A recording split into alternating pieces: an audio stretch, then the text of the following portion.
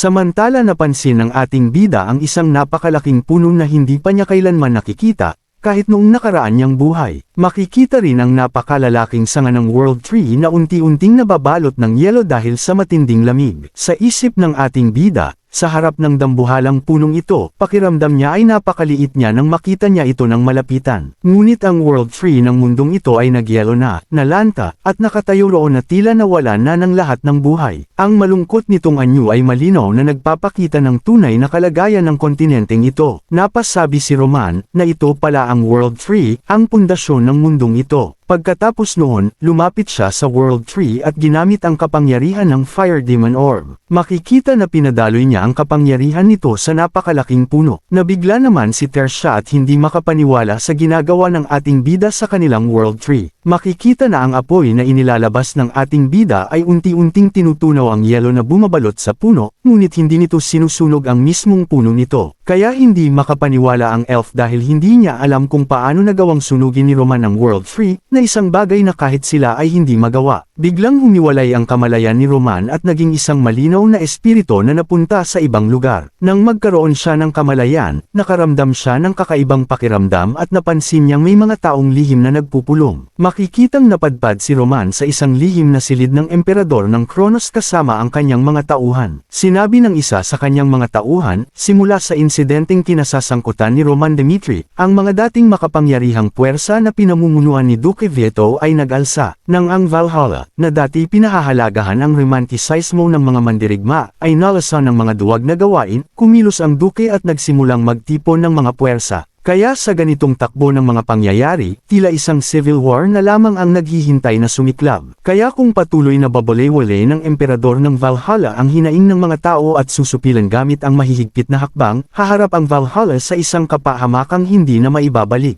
Natuwa naman si Alexander dahil nangangahulugan itong maayos na nagpapatuloy ang kanilang plano. Dahil para sa kanila, ang Dimitri ay isa lamang maliit na banta sa kanilang mas malaking balak. Dahil doon ay iniutos niya sa kanila na udyukan ng mga tao. Dahil sa sandaling malugmok sa kaguluhan ng imperyo ng Valhalla, darating ang kanilang oras. Samantala, nagulat naman ang ating bida sa binabalak ng imperyo ng Kronos sa Valhalla. Samantala, sa kabilang eksena, makikita si Queen Isabel na nakaupo sa isang puno na may malubhang sugat sa kanyang tiyan. Makikita naman si Leo na nag-aalala sa kanilang reyna at sinabi na kailangan niyang bumalik agad sa kaharian ng Luna. Dagdag niya pa, napansin na ng Kronos ang kanilang plano, at ngayong nawala na sila ng mga tauhan, kung magpapatuloy pa sila sa laban, malalagay lamang sa panganib ang kanilang reyna. Dahil sa kanyang pakiusap, lumuhad siya at sinabi na sundin niya muna ang kanyang sinasabi sa pagkakataong ito. Ngunit tumanggi si Queen Isabel dahil hindi niya maaaring gawin iyon. Sinabi ni Isabel kay Leo na mula nang siya ay isinilang, pinili na siya ng orakulo at namuhay ayon sa kagustuhan ng mga Diyos. Kaya tinanong niya ito kung paano niya magagawang talikuran ang kagustuhang iyon. Dagdag niya pa na hindi niya kayang itulak sa bitag ng kamatayan ang mga taong nagtiwala at sumunod sa kanya, tapos siya ay tatakas ng mag-isa. Dahil doon ay natauhan si Leo dahil sa mga sinabi ng kanilang reyna. Makikitang tumayo siya at sinabi niya sa kapitan ng Royal Knight na si Leo na bumalik na siya sa Luna ngayon. Dahil sapat na siya na lamang ang magdala ng malupit na kapalarang ito. Habang papaalis siya, sinabi niya na iyon ay isang utos bilang reyna ng Luna. Matapos mapanood ng ating bida ang hinaharap, napaisip siya kung bahagi ba ito ng kanyang kapalaran. Dahil ang Valhalla at ang mundo ng mga demonyo, sina Emperador Alexander at si Queen Isabel, kung susundan niya ang bakas ni Isabel, dapat ay may matutunan siyang bahagi ng katotohanan. Bigla sa ibang eksena, nagulat si Roman dahil sinabi ng elf na tagapagligtas nila si Roman ng Arcady at nakikiusap siyang tanggapin niya ang katapatan nilang mga elf. Makikita naman natin ang ibang elf na lumuhod sa ating bida at sinabi na tanggapin niya ang kanilang katapatan. Samantala, napansin ng Mother Elf at ni Tersha ang nangyayari sa World Tree. Dahil sa pagtataka ni Tersha, tinanong niya ang kanilang Mother Elf kung ano bang nangyayari. Ngunit ang kanilang ina ay hindi rin alam ang dahilan. Dahil makikita na unti-unti nang natutunaw ang makapal na yelo sa puno ng World Tree. Sa pag-iisip, napag-alaman ng Mother Elf na mukhang iyon ang apoy ng Fire Demon. Nagulat si Tersha kung paano nakokontrol ng ating bida ang Fire Demon. Dahil sa Fire Demon Orb, makikita ang muling pagbuhay sa World Tree, at unti-unti nang sumisibol ang mga dahon nito. Napaiyak si Tersha dahil ito ang matagal nang hinahangad na pangarap ng mga elf na matagal nilang pinananabikan. Dahil doon, napag-isipan niya na sigurado na siya ang tagapagligtas ng Arcade. Kaya kinausap niya ang mga elf at sinabi na makinig ang lahat sa kanya. Dahil ang kanilang tagapagligtas na si Lord Roman ay napatunayan nang siya ang magliligtas sa mundong ito, iniutos niya na sumunod sila kay Roman. Pagkatapos gamitin ng ating bida ang Fire Demon, makikita na nagtipon-tipon ang mga elf sa harapan niya.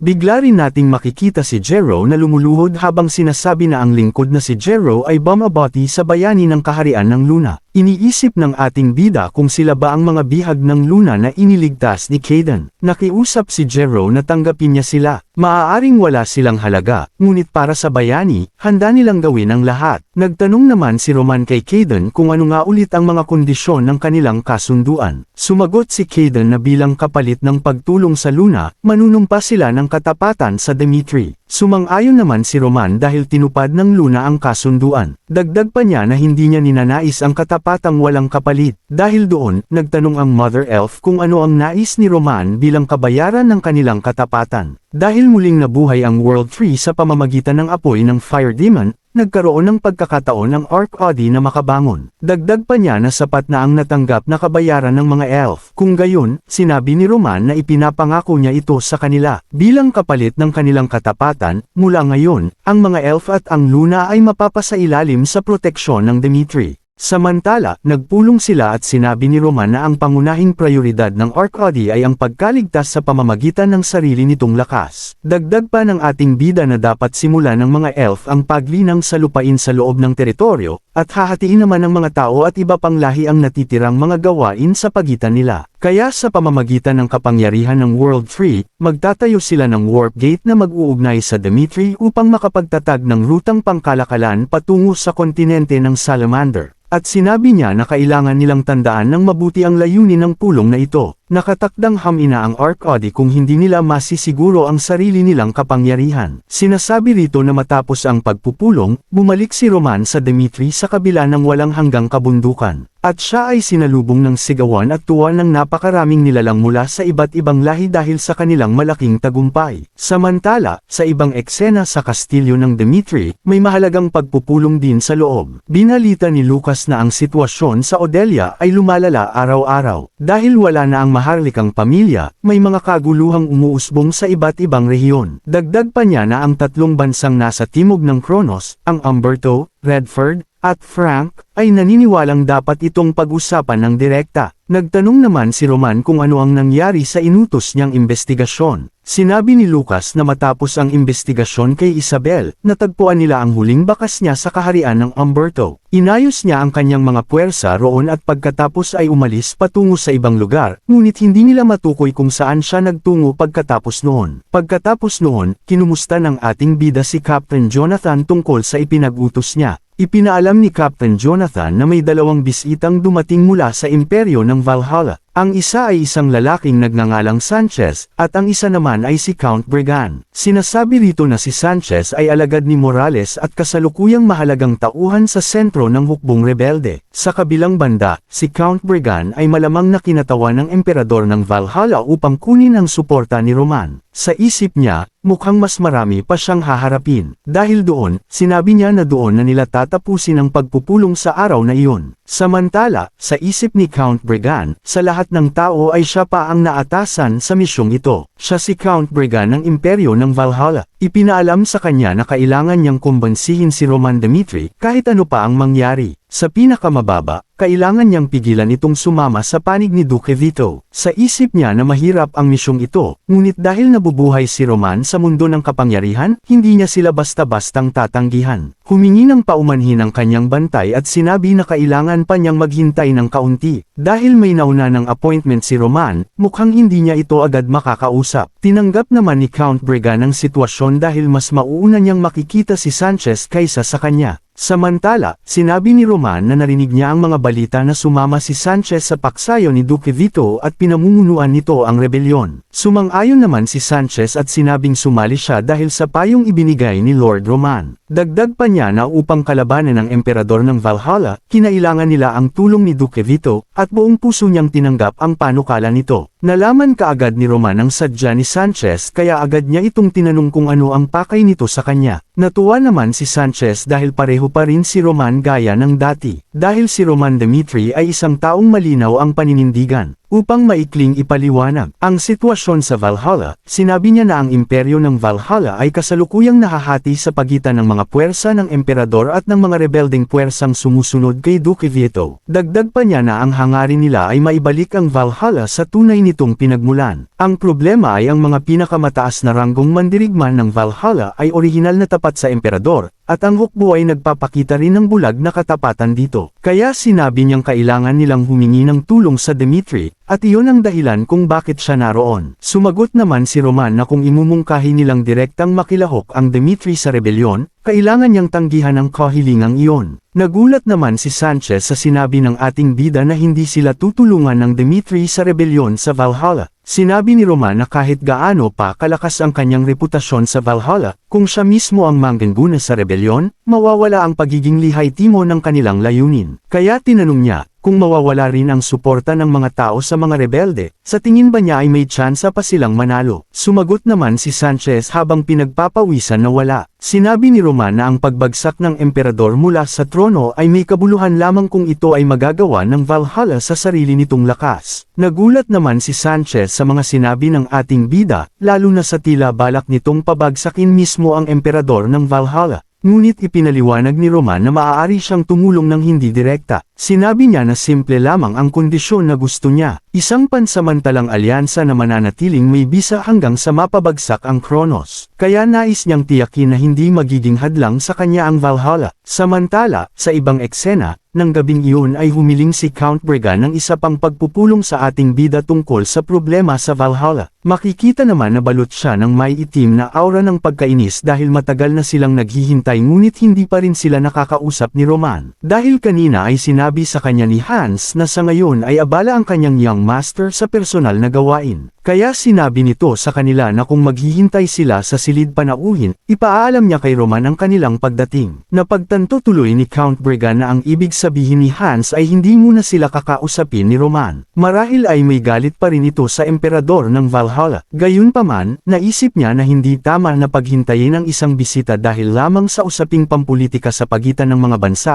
kaya napag-isip-isip niya na isa pa ring bata si Roman. Samantala, lumipas ang 3 araw at hanggang ngayon ay hindi pa rin sila kinakausap ni Roman. Dahil doon, nagalit siya at tinanong ang sarili kung gaano pa sila paghihintayin nito. Kaya iniutos niya kay Billy na gamitin ang anumang paraan upang makapag-schedule ng appointment kahit ano pa ang kailangan nilang gawin. Dagdag pa niya na kung magkakaroon ng gulo, aayusin nila ito sa antas ng imperyo. Kaagad naman itong naintindihan ni Billy. Samantala, humingi ng paumanhin si Hans at sinabing hindi pa rin sila maaaring harapin ni Roman dahil abala ang kanyang young master. Sa isip ni Billy, si Hans, ang pinakamalapit na tagapayo ni Roman Dimitri, ay nagsisilbi sa tabi nito. Ngunit isa lamang siyang tagapaglingkod, kaya naisip niyang baka kailangan niya itong takutin ng kaunti. Gayunpaman, ipinasabi ni Count Bregan na dumating siya bilang kinatawan ng imperyo ng Valhalla. Kaya tiyak na hindi siya maaaring maghintay ng walang hanggan, hindi ba? Kaya kung sasabihin lamang sa kanya ang petsa kung kailan sila maaaring makipagkita, babalik siya ng walang reklamo at iuulat ito kay Count Bregan. Napabuntong hininga si Hans dahil sa problemang kinakaharap niya at sinubukan niyang mag-isip ng maayos na paraan upang ipaliwanag ang sitwasyon. Kaya sinabi niya na hanggat hindi pa natatapos ang personal na schedule ng kanyang young master, ipinag-utos nito na walang sinumang papasok o lalabas sa kanyang silid. Dahil doon, nina si Billy at sinabing huwag na niyang paulit-ulit na sabihin na hindi sila kayang harapin ni Roman. Kahit maipasaman lamang sana niya ang kanilang mensahe. Naiintindihan naman ni Hans na naiinip na sila, ngunit hindi nararapat na pilitin ang kabilang panig na baguhin ang schedule ng pagpupulong. Dahil doon, lalo pang nagalit si Billy dahil ayaw pa rin silang bigyan ng appointment ng ating bida, kaya naisip niyang saktan si Hans. Bigla siyang natigilan ng may isang misteryosong tao na nagsabing ibaba niya ang kanyang kamay. Iyon pala ay si Kevin, na dahan daw ang naglalakad papunta sa kanila habang may galit na ekspresyon sa kanyang mukha. Nang makilala ni Billy si Kevin, agad siyang natakot. Kilala ito bilang demonyo ng Dimitri, kaya napawisan siya sa kaba. Makikita na dahan daw ang lumalapit si Kevin habang nagpapakawalan ng pulang aura, na tila handang tapusin si Billy dahil sa balak nitong saktan si Hans.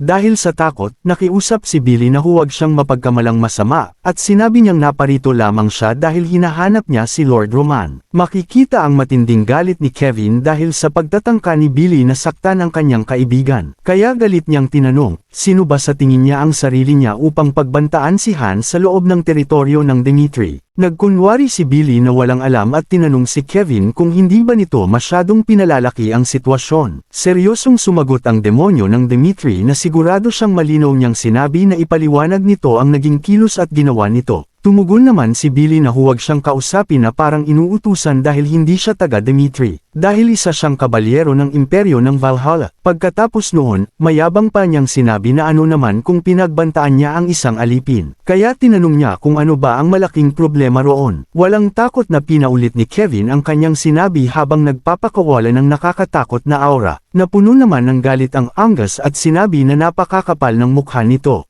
Nilate pa niya si Kevin at sinabing ano naman kung isa ito sa mga sundalo ng Dimitri. Tinanong pa niya kung sa tingin nito ay espesyal ito. Ipinaalam niya na ang ginawa lamang niya ay takutin ang isang hamak na alipin. Kaya muli niyang tinanong si Kevin kung bakit nito ginagawang napakalaking isyo ang bagay na iyon. Dahil doon, sinampal siya ni Kevin. Sinabi ni Kevin na mula pa lamang sa simula ay minamaliit na niya ang mga tao ng Dimitri. Nagulat naman ang Angus dahil hindi man lamang siya nakapag-react sa sampal ng demonyo ng Dimitri. Lalo siyang nenes dahil napakalakas ng pagkakasampal sa kanya, kaya agad siyang bumunot ng espada. Nais sana niyang tapusin ang demonyo ng Dimitri dahil nadumisan ang kanyang karangalan. Ngunit napigilan iyon ni Kevin gamit lamang ang isang kamay nang hawakan nito ang kanyang espada. Sa sobrang inis ni Kevin sa Angus na taga Valhalla, sinampal niya pa ito sa kabilang pisngi upang magising sa katotohanan. Nang makita ni Billy ang ekspresyon ni Kevin, napagtanto niyang seryoso itong tapusin siya ng walang kahirap-hirap. Ngunit hindi pa nakontento si Kevin. Muli niya itong sinampal hanggang tumalsik ang dugo nito sa sahig. Makikita na paulit-ulit niya itong pinagsasampal sa magkabilang pisngi hanggang manghina ang mga tuhod nito. Ipinaalam ni Kevin na si Hans ay hindi lamang tauhan ng kanilang young master. Isa rin itong taong tumulong sa kanila at nag-alaga sa kanilang mga pamilya. Kaya may galit niyang sinabi na hindi si Hans isang taong maaaring trituhin ng basta-basta ng katulad nitong basura. Napatanong naman si Billy kung kaya ba niyang harapin ang magiging kapalit ng ginawa niya. Dahil isa siyang kabalyero ng imperyo ng Valhalla. Dagdag pa niya na hindi siya isang taong maaaring pakialaman ng isang hamak na sundalo ng isang duke. Bigla namang natawa si Kevin at tinanong siya kung may narinig ba siyang nakakatawang bagay tungkol sa kanyang nakaraan. Dahil minsan ay dumalo siya sa isa sa mga pagtitipon ng House of Barco kasama ang kanyang young master. Noong panahong iyon, ginawang dagwang latak ng kanyang young master ang mga lalaking ng insulto sa pamilyang Dimitri. Pagkatapos noon, sinabi ng ating bida sa kanya na mula ngayon ay matuto siyang kilalanin kung sino ang maaari at hindi niya maaaring galawin. Kaya ngayon, nahusgahan na niya ang sitwasyon sa pagkakataong ito. Pagkatapos ay masama niyang tiningnan si Billy at ipinaalam na isa ito sa mga taong maaari niyang galawin. Samantala, paglipas ng ilang oras, nagulat si Billy sa kanyang Panginoon. Sinabi niya na nauwi sa ganoon ang lahat dahil binugbog siya ng isang kabalyero ng Dimitri. Matapos marinig yun, nagalit ang kanyang Panginoon sa ginawa ng kabalyero ng Dimitri sa kanyang tauhan. Napag-isip-isip ni Count Bregan na malamang ay utos ni Roman Dimitri ang ginawa ni Hans at Kevin upang galitin sila at udyukan silang magpadala sa emosyon. Kaya napagtanto niya na mukhang may pagkabata rin pala si Roman Dimitri. Dahil dito, nagpasya siyang palampasin muna ang nangyari sa pagkakataong iyon. Dahil para sa kanya, nagsisimula ang paghihiganti sa pagtitiis. Kaya naisip niya na tingnan na lamang nila kung mapapanatili ni Roman ang ganoong asal kapag nagharap na sila ng personal. Samantala, kasabay nito, nagsagawa si Roman Dmitry ng isang video conference gamit ang mahiwagang communication device kasama ang mga hari ng tatlong kaharian sa timog ng Kronos. Napagdesisyonan na ang usapin tungkol sa mga refugee ng Odelia ay haharapin sa pamamagitan ng pinagsamang puwersa ng tatlong kaharian at ng Dmitry. Pagkatapos nito, kinausap ng ating bida si Hans at sinabi na oras na upang makipagkita kay Count Bregan tungkol sa usapin ng Valhalla. Sinasabi rito na sa wakas ay dumating na rin ang sandaling matagal nang hinihintay ni Count Bregan. Samantala, kinabukasan ay nagkita na ang ating bida at si Count Bregan. Makikita si Count Bregan na pilit na pinipigilan ang kanyang pagkainis kay Roman. Sa isip niya, naglakas loob pa itong paghintayin siya ng isang buong linggo. Sumang-ayon naman ang ating bida na naging abala nga siya nitong mga nakaraang araw. Dagdag pa niya na sa susunod ay makipag-ugnayan muna ito ng mas maaga. Sa isip ni Count Bregan, isa lamang binata si Roman na nasa huling bahagi ng kanyang 20s, habang siya naman ang mas may karanasan. Kaya naisip niyang siya ang mangguna sa daloy ng usapan. Sinabi niya na bago sila dumako sa pangunahing paksa, may nais muna siyang itanong tungkol kay Billy. Kaya seryoso niyang tinanong kung hindi ba pagsira sa dangal ng isang kabalyero ng Valhalla ang ginawa ng mga tauhan ni Roman. Narinig naman ni Roman ang paliwanag ni Count Bregan na si Hans ang unang pinagbantaan ng kabalyero nito. Ngunit mabilis na tumugon si Count Bregan na malinaw namang magkaiba ang katayuan ng isang alipin at isang kabalyero. Hindi naman nagpatinag ang ating bida at sinabi na hindi ordinaryong alipin si Hans. Ipinaalam niya na kinikilala niya ang mga nagawa nito at balak sana niya itong bigyan ng titulo bilang pagkilala sa serbisyo nito. Ngunit tinanggihan iyon ni Hans dahil kontento na siyang manatiling alipin. Dagdag pa ni Roman na para na itong bahagi ng kanyang pamilya. Hindi pa rin nagpatinag si Count Bregan at iginiit na wala pa ring nagbago sa katotohanang mas mataas ang katayuan ng kanyang kabalyero. Dagdag pa niya na kung isa sa alang-alang ang relasyon nila sa imperyo ng Valhalla,